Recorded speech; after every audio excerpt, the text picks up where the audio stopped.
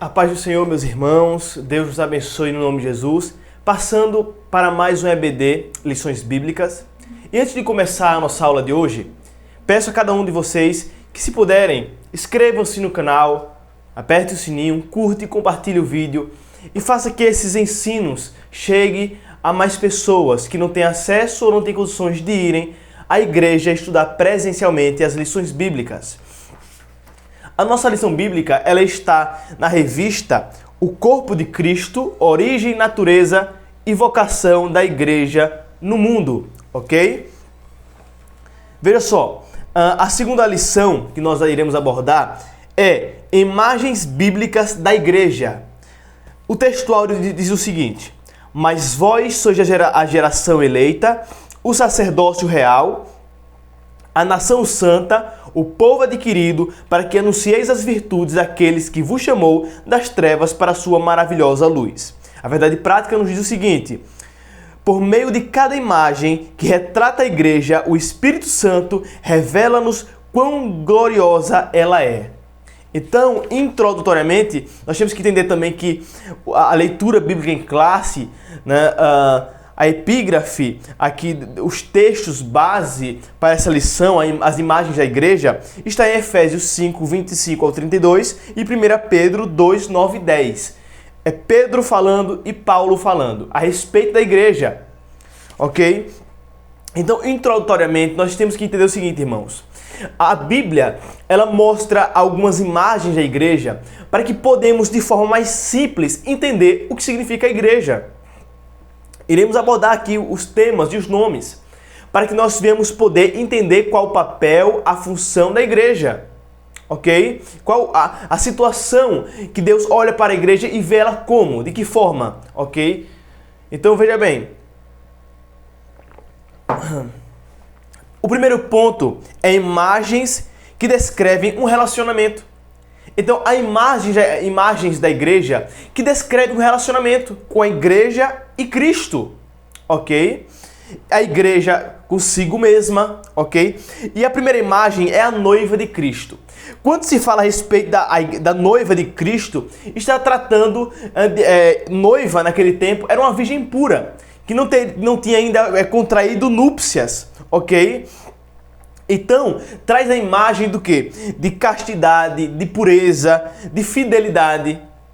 Então, quando a Bíblia trata a igreja como noiva de Cristo, está falando, ela tem que ser casta, ela tem que ser pura, ela tem que ser fiel.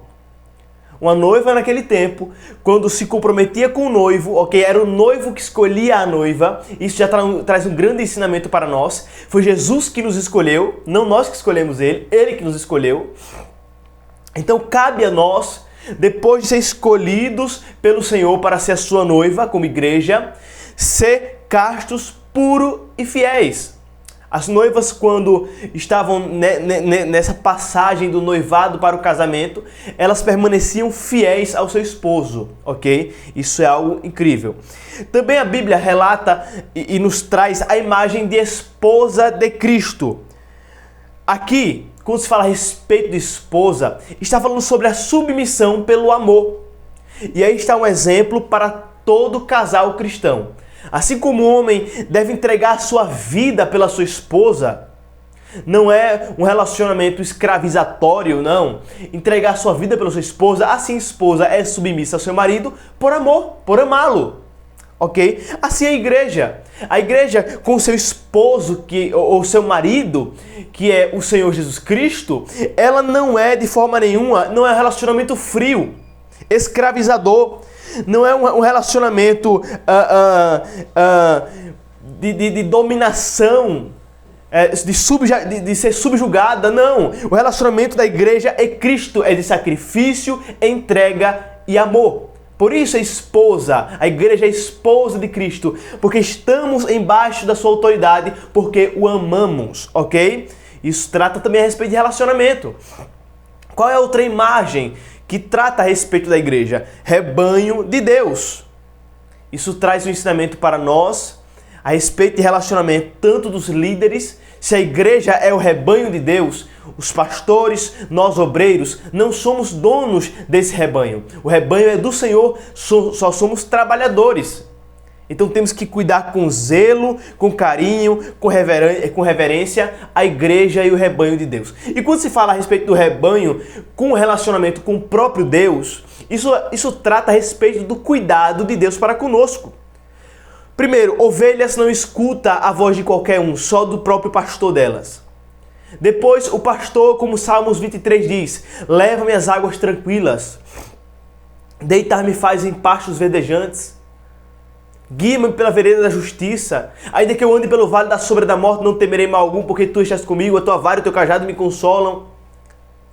Jesus falou, eu sou o bom pastor, eu sou a porta das ovelhas.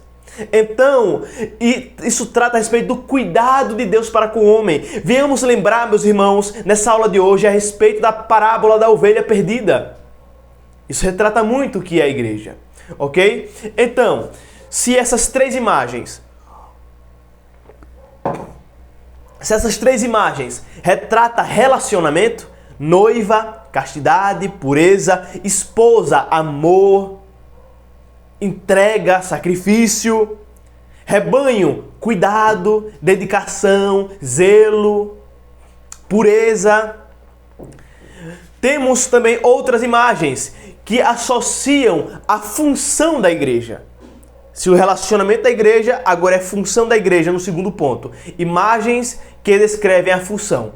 As primeiras imagens que descrevem a função da igreja é geração eleita, sacerdócio real, nação santa e povo adquirido. Ok? O primeiro é a geração eleita. Quando se fala que a igreja é uma geração eleita, não está falando mais de nacionalidade, nacionalismo, de raça, não. Está falando geração eleita é todos os povos, todas as raças que se entregam ao seu Jesus, que são regenerados, são salvos, regenerados, todos eles juntos. Altos, baixos, gordos, magros, pessoas de pele mais clara, pele mais acentuada, pessoas baixas, altas, africanos, americanos, brasileiros, ingleses, norte-coreanos, sul-coreanos, chineses, todo esse povo junto, redimido, prostrado aos pés da cruz, crendo nas Escrituras, vivendo o Evangelho, todo esse povo, eles são a Igreja Universal. Queremos aprender isso mais adiante, na próxima aula. A Igreja Universal de Deus, a grande Assembleia dos Santos, ok? Quando se fala a respeito de sacerdócio real, traz a imagem do Antigo Testamento. E qual era o papel do sacerdote? Se é sacerdócio real, qual é o papel do sacerdote? O papel do sacerdote é levar o povo até o Senhor, leva as petições, o pedido de perdão do povo até o Senhor e traz a mensagem do Senhor ao povo. Então a igreja tem o compromisso de orar para que o povo seja perdoado, seja transformado e levar a mensagem de Deus ao povo. Ok? Isso é a função da igreja. O que mais? Sacerdócio real, nação santa e povo adquirido. Essa é uma figura muito forte para retratar a igreja inteiramente consagrada a Cristo. Então, quando se fala de nação santa e povo adquirido, está falando de consagração da igreja a Cristo, dedicação total da igreja a Cristo. Então, a igreja nas suas funções, nas suas imagens, que retrata as suas funções, é todos os povos. É oração, é intermediar, né? O mundo, a igreja é a porta do céu, se podemos assim falar. Jesus é o caminho para todos, mas a igreja é a porta do céu, onde eles entram, congregam, aceitam, recebem a salvação, recebem a palavra, estão juntos com o corpo de Cristo, são selados no corpo, ok? E o que mais? Consagração, como nação santa, povo adquirido, ok?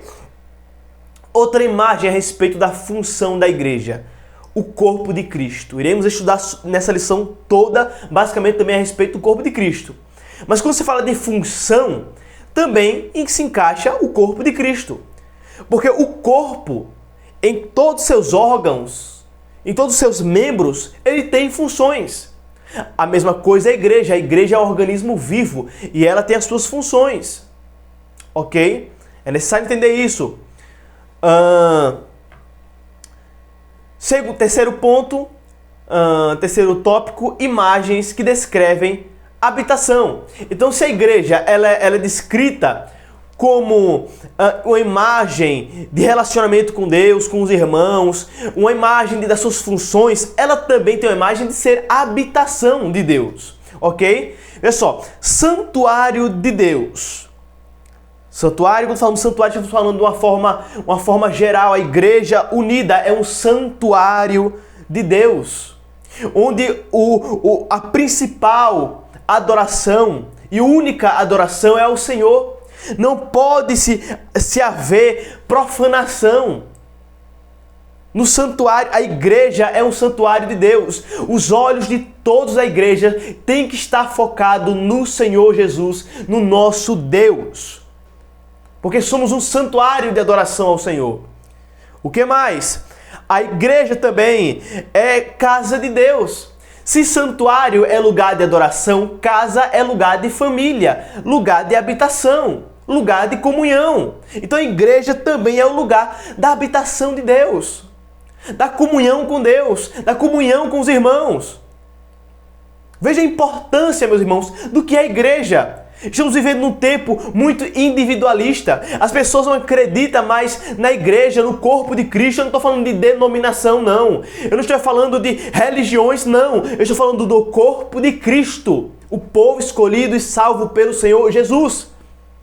Ok? Então a igreja também é casa de Deus. E o que mais? Para encerrar, o privilégio de ser igreja. Entendemos que é um grande privilégio ser a igreja de Deus.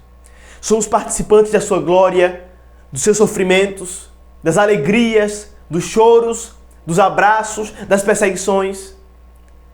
Temos uma função de ajudar o mundo a entender a verdade do Evangelho e a conhecer o Senhor Jesus.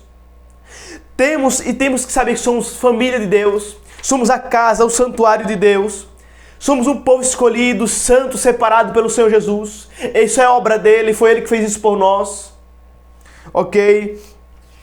Nós somos a noiva, temos que ser puros, fiéis, temos que estar sujeitos ao Senhor, não por obrigação, por amor. Ok? Isso é um grande ensino também para casamento.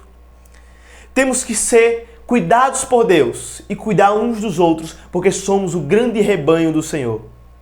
Todos somos importantes, todos somos um em Cristo. Apesar que há vários membros desse corpo, mas todos fazemos parte do mesmo corpo, o qual a cabeça, aquele que dirige, que dá vida, que dá tudo que precisamos, é Cristo, o fundamento da igreja. Então Deus abençoe a cada um de nós, nos acompanhe nas próximas aulas, a próxima aula também será uma bênção. E peço, não se esqueça, curta, compartilhe, se inscreva, clique no sininho e Deus abençoe cada um de nós, em nome de Jesus, e até a próxima aula.